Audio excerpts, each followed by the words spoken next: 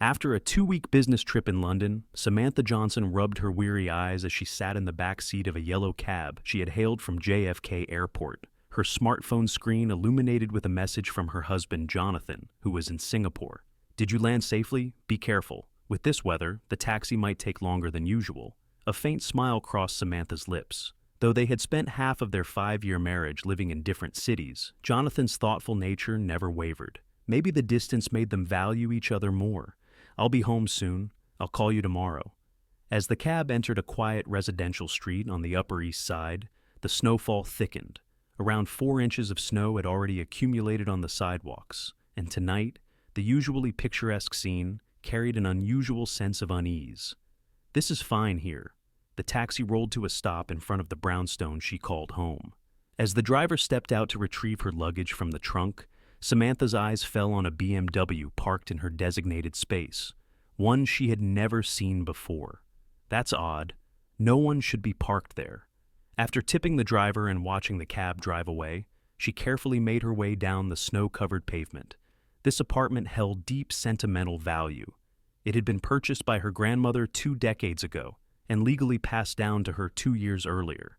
Though other heirs had contested it, her grandmother had been firm in her decision. The property was to belong solely to Samantha. She needed this home. It was her sanctuary. A creeping uneasiness settled over her as she approached the door. Something was off. The doorknob was different. The lock had been changed.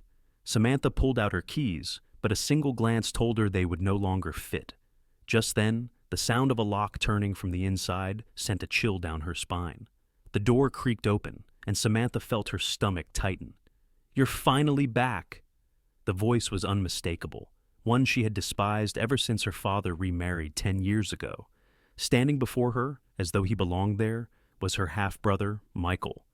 "What is going on?" Her voice was devoid of warmth, the coldness in her tone unrelated to the freezing night air. "Come inside. I'll explain." Michael stepped aside, leaving the entrance open. Samantha hesitated before stepping through, only to halt in shock. The apartment she had cherished was no longer the same. Every piece of antique furniture from her grandmother's time had been replaced with cheap modern furnishings. The walls, once filled with treasured family photographs, were now stripped bare. Instead, pictures of unfamiliar children hung in their place. Laughter echoed from the living room, a woman's voice, followed by the joyful giggles of a child.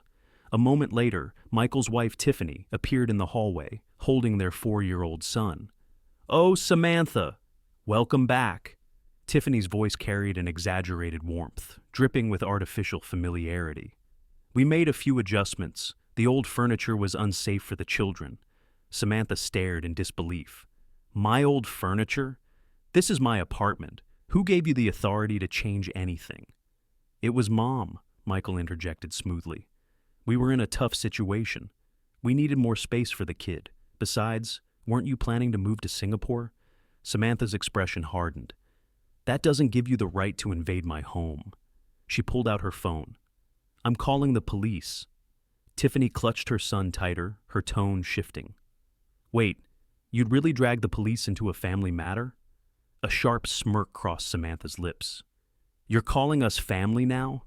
After 10 years of treating me like an outsider, erasing every trace of my father, and now you suddenly care about family?" Tiffany's face twisted into an imitation of sorrow.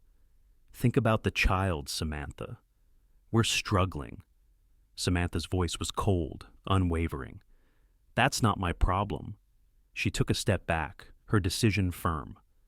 "Tomorrow, I'll have my lawyer send you an official eviction notice. If you refuse to leave, I'll take legal action." With that, she turned on her heel and stepped into the icy night. Behind her, Michael's voice rose in protest, but she was done listening. As she settled into the back seat of a taxi, heading toward the hotel, Samantha clenched her jaw, forcing back the sting of tears. This was only the beginning. Inside a suite at the Ritz-Carlton in Manhattan, she stood by the window, watching the snow continue its relentless descent. People hurried along the streets, bundled against the cold, lost in their own destinations. The dimly lit room reflected her weary face in the glass.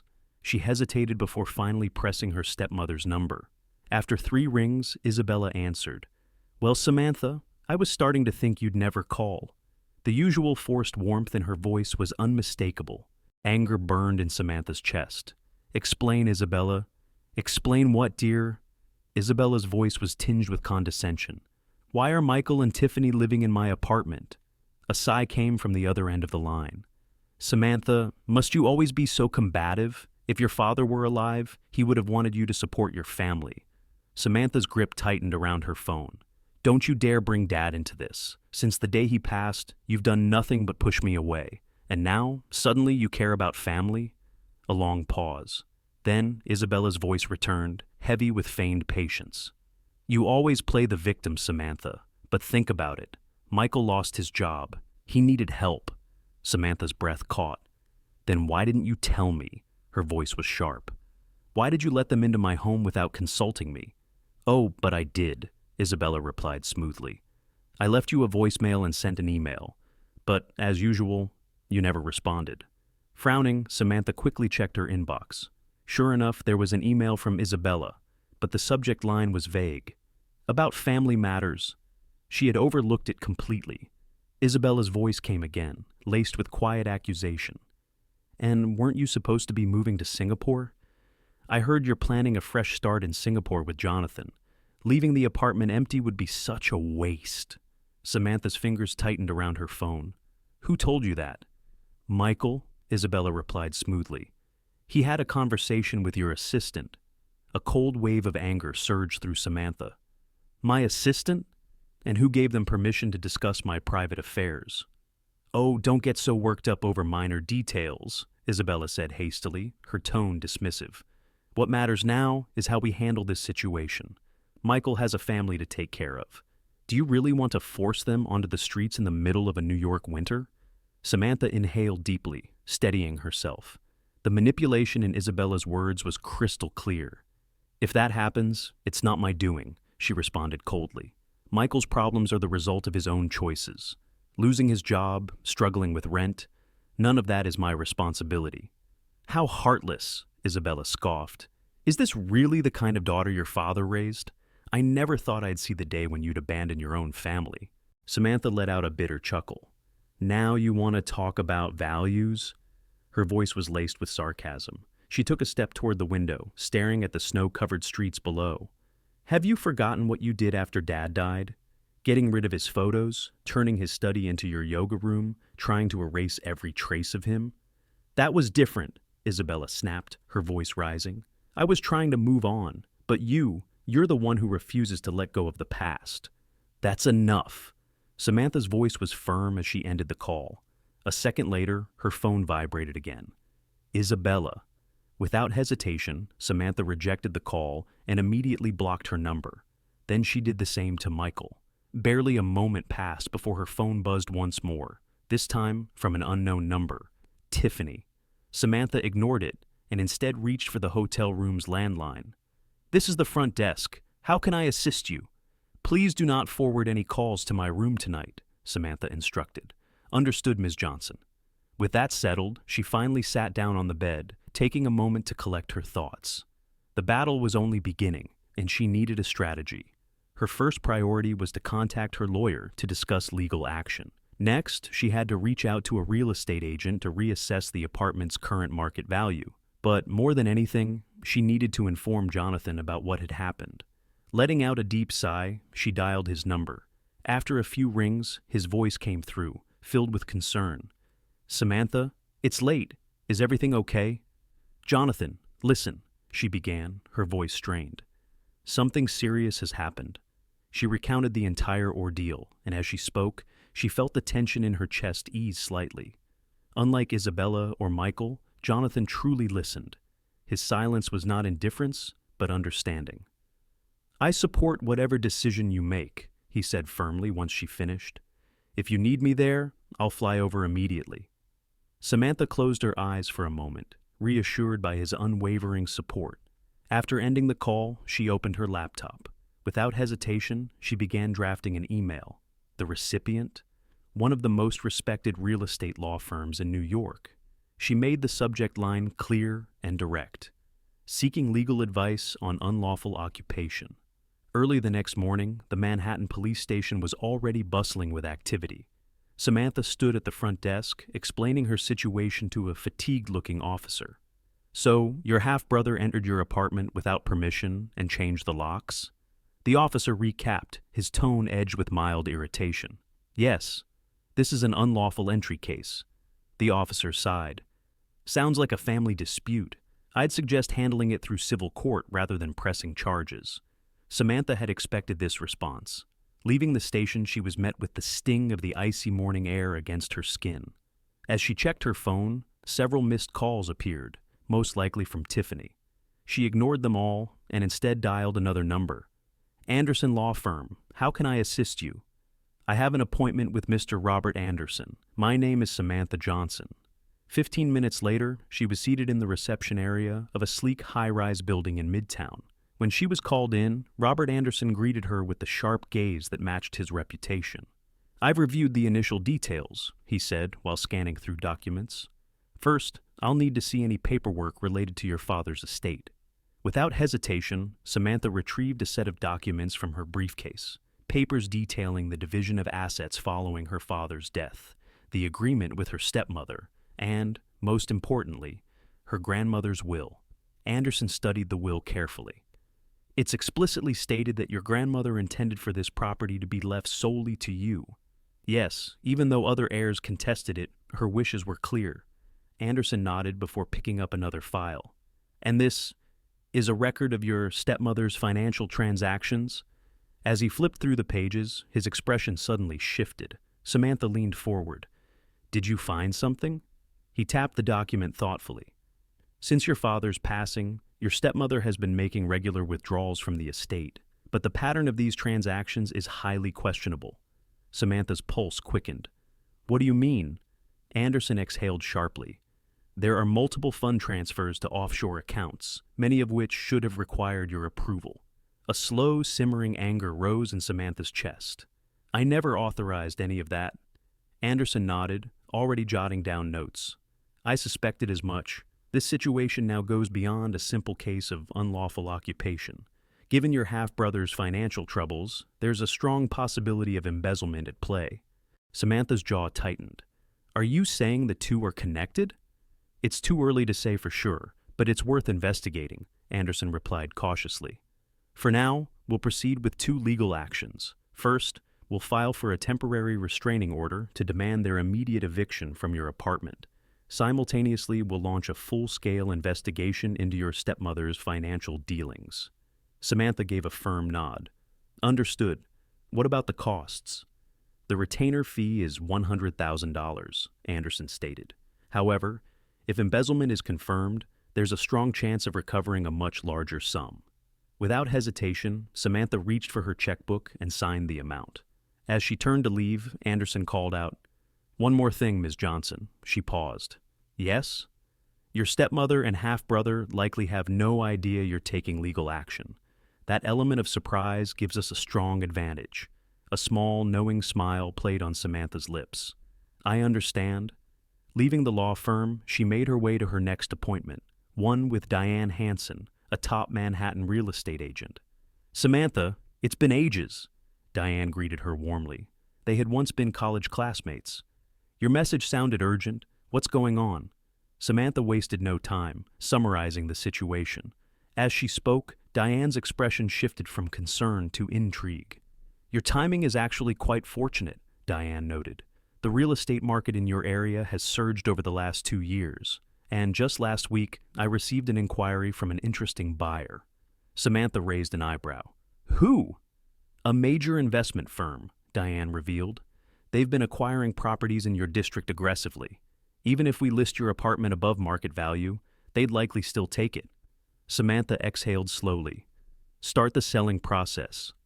"What about the current occupants?" Diane asked cautiously. "They'll be evicted soon," Samantha assured her. "Legal action is already in motion." Later that afternoon, Samantha returned to her hotel room and connected with Jonathan via video call. "I think you're making the right choice," Jonathan said with conviction. Samantha nodded, determination in her eyes. "This time, I'm fighting back." Shortly after the call ended, her phone pinged with a new message from Anderson Law Firm. "We've uncovered additional details regarding your stepmother's financial transactions. Can you meet first thing tomorrow? These findings are significant. Samantha typed a quick response and lay back on the bed. Tomorrow, the real battle would begin. She needed a full night's rest to be ready. Outside, snowflakes drifted down once again, but this time, the sight didn't feel ominous. Instead, it carried a sense of cleansing, of renewal. The next morning, Samantha sat in the dimly lit conference room at Anderson Law Firm, sunlight streaming through the windows. Before her was a mountain of documents, neatly arranged yet overwhelming in their implications. Anderson's tone was grave as he spoke. These are the full records of your stepmother's financial activities. We've traced transactions over the past 5 years. He slid a file across the table. After your father's passing, Isabella systematically moved funds. At first, small amounts, but over time, the transfers escalated. Samantha's heart pounded. How much in total? Her voice was barely steady. Anderson met her gaze. Over $2 million. Almost all of it moved without your consent. Interestingly, a portion of those funds had been funneled directly into Michael's personal account. Samantha's breath caught. Michael was involved? Anderson nodded grimly. Highly likely.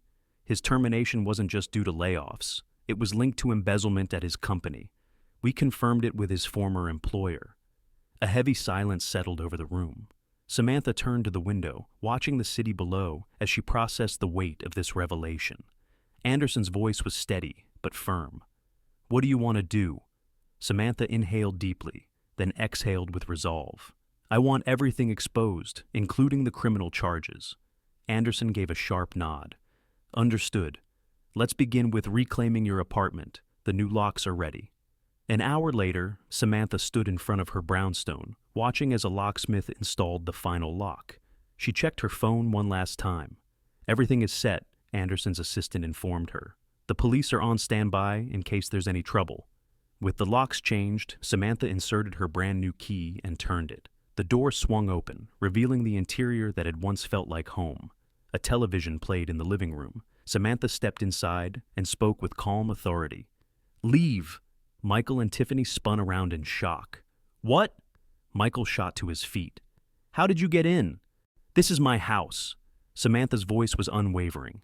You have 1 week to vacate. If you refuse, I will take legal action. Tiffany's eyes widened in disbelief. You can't be serious. We have children.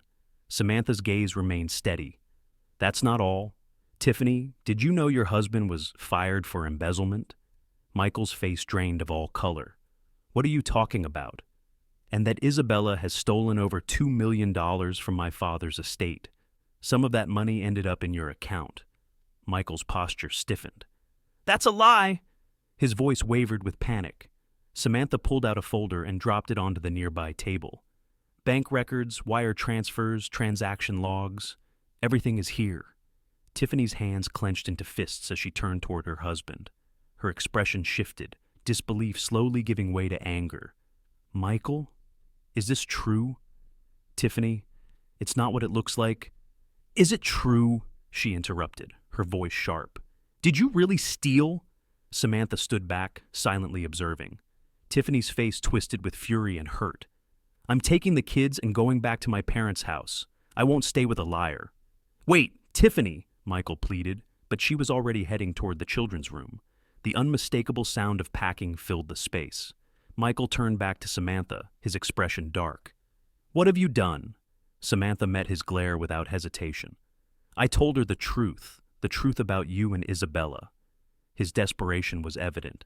Come on, just give me more time. Samantha remained firm. 1 week, no more. Michael's mouth opened as if to protest, but she cut him off. And Isabella will be arrested tomorrow for embezzlement. His face turned ghostly pale. Arrested? Samantha's voice was final. Yes. The prosecution is already in motion. You'll likely be questioned as an accomplice. Michael's face twisted in shock, but before he could respond, Tiffany reappeared, a child on her hip and a small bag slung over her shoulder. I called my parents. They're coming to pick us up, she said curtly. Michael took a step toward her. Tiffany, just let me explain. Enough. I've heard enough. She shook her head, her voice devoid of emotion. Goodbye, Michael.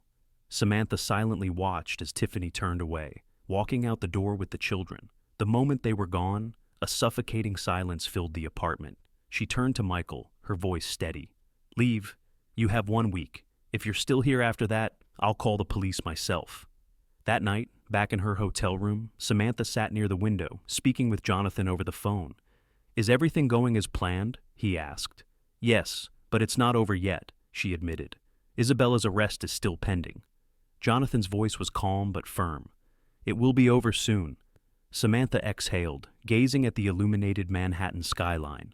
Indeed, this was the beginning of the end. But despite the victory, the deep ache of betrayal lingered. At dawn, the tranquility of an affluent Manhattan neighborhood was shattered by the arrival of several black SUVs, their engines rumbling as they lined up in front of Isabella Johnson's mansion. A firm knock echoed against the grand double doors. "Open up, please!" When Isabella finally answered, her appearance was immaculate, her makeup flawlessly applied, her posture composed. But that elegance would soon unravel. "Isabella Johnson, you are under arrest for embezzlement and financial fraud." A few blocks away, Samantha watched the scene unfold from inside a parked car, Anderson seated beside her. The lawyer studied her expression. "You don't look surprised." Samantha let out a small, humorless chuckle. Number Isabella has always cared about appearances. Even now, she wanted to make sure she looked perfect for her arrest. Outside, Isabella's manicured hands were placed in cuffs as uniformed officers led her to an awaiting SUV. Around them, curious neighbors peeked through their curtains, whispering among themselves. The once revered belle of Manhattan's social scene was now the city's latest scandal. By the afternoon, the New York Post had already broken the news. Socialite arrested for $2 million embezzlement, accused of stealing stepchild's inheritance, conspired with son. Samantha's phone buzzed nonstop with calls from reporters, all demanding statements or interviews. She ignored them all. Instead, she opened just one message, from Michael. "I can't believe you actually went through with getting Mom arrested. I need to see you. There's something I have to say. One last time." Samantha stared at the screen for a long moment before typing her response. Central Park, the bench, 1 hour. Winter had cast a quiet stillness over Central Park. The usual crowds were sparse, the only sounds being the soft crunch of snow beneath passing footsteps. Samantha sat on a bench, bundled in her coat, watching the frozen landscape. A figure approached from the distance, Michael. His once polished appearance had deteriorated in just a week. His posture was slouched, his eyes hollow with exhaustion. Samantha didn't move. She simply waited. Let him speak first. Michael looked worn down, a scruffy beard shadowing his jaw, dark circles etched beneath his eyes. Samantha kept her voice steady, pushing down any lingering emotion. "What did you want to talk about?" Michael exhaled slowly. "I wanted to apologize. For everything." She arched a brow. "Now?" "I know," he murmured. "It's too late, but please just listen." He hesitated before continuing. "Isabella, she manipulated me." Samantha remained silent, her gaze locked onto him. "It started small," he admitted. "She told me it was my right.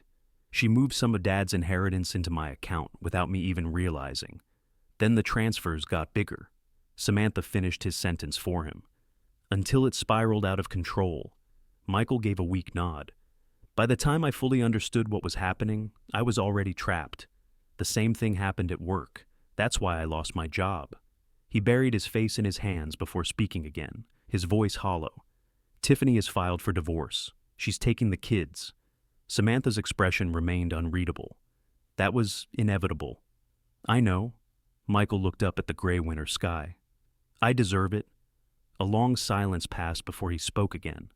"I'm going to the prosecutors. I'm turning everything over. I'll tell them everything about Mom." Samantha's gaze sharpened. "To get yourself a reduced sentence?" Michael shook his head. I need to do the right thing. Maybe it's too late, but I have to try." At that moment, Samantha's phone rang. It was Anderson. "Isabella has withdrawn her plea, but we have more than enough evidence. The prosecution is confident in the case." Samantha ended the call and looked up to find Michael already standing. "I have to go. I have a meeting with the prosecutor." He had only taken a few steps when Samantha called after him. "Michael." He stopped but didn't turn around. What? Her voice wavered slightly. Why? Why did you go so far as to take my apartment? Michael stood still for a long moment before answering. It was Mom's plan. She even forged your signature to authorize the lock change. Samantha's stomach twisted. The contractor didn't question it. I mean, who would suspect a mother of trying to steal her daughter's home? His voice was heavy. She wanted to trap you, force you to give up control of the inheritance. That way, the embezzlement would never be exposed. With those final words, Michael walked away. That night, Samantha sat alone at the hotel bar, nursing a glass of whiskey. The television above the counter played the evening news. Breaking, socialite Isabella Johnson arrested. Stepdaughter Samantha Johnson uncovered multi-million-dollar fraud. The bartender reached for the remote. Want me to change the channel? Samantha shook her head. Number, leave it.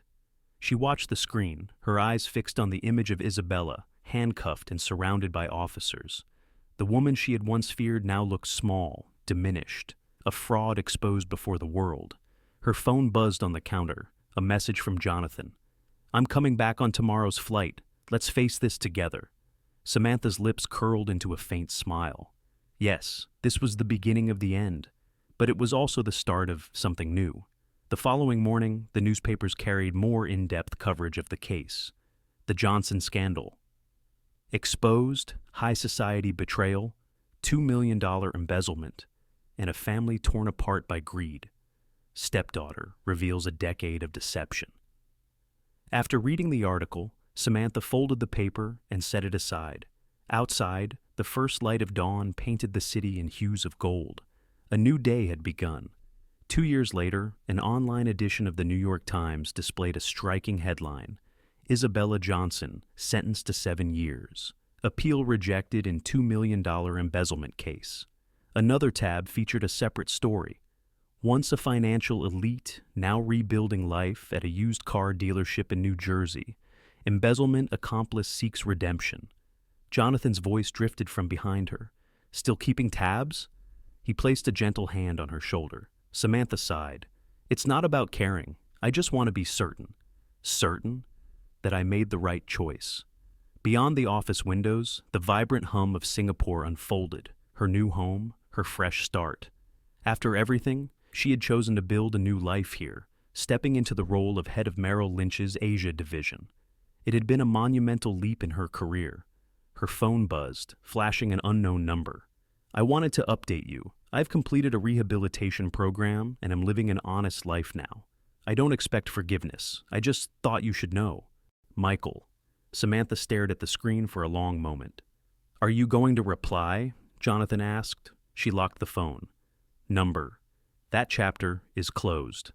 That night, Samantha stood on her balcony, a glass of wine in hand, gazing at the Singapore skyline, a sea of lights twinkling like scattered diamonds. Then another letter arrived from Isabella. Burn it, she said without hesitation. Jonathan hesitated. It might be different this time. She raised a brow. Why would it be? She has terminal cancer. Samantha's fingers froze on the stem of her glass. Is that true? Jonathan nodded. She has 6 months left. Under the glow of the moon, Samantha's expression wavered, but only for a second. It doesn't change anything. Just because she's dying doesn't erase what she did.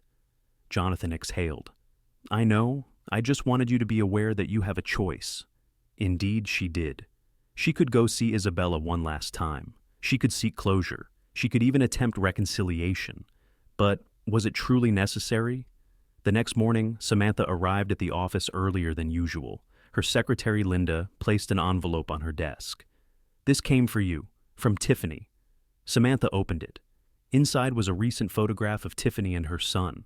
The boy had grown. He was already in school. For a long time, she simply stared at the image. Then, quietly, she placed it in her drawer. On the back of the photograph, a simple note was written. Thank you for telling me the truth back then. Samantha quietly placed the photo in her drawer. Tiffany had moved on and built a new life. Michael was finally facing the consequences of his actions. And as for Samantha, she too had changed in ways she never could have imagined over the past 2 years. That evening, she made a final decision. She returned Isabella's letter, unopened, with a single note attached. I am no longer a part of your story. Jonathan studied her as she sealed the envelope. Are you certain? Samantha met his gaze with quiet resolve. Yes, this is the path I've chosen.